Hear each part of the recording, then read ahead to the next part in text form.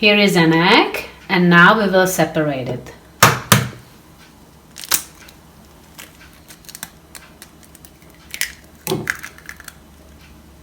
It fits nicely in a mug, and now you just press and nicely it's separated.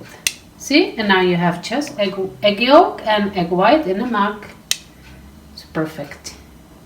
So here I have a lemon cake, and now you can easily powder sugar this whole thing. You press it gently, and now you just with your finger shake it like that, and it works perfect.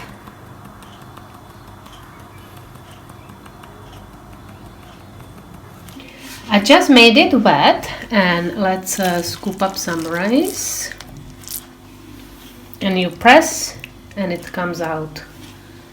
You can also wet it during or in between the scoops. Press, and here you go.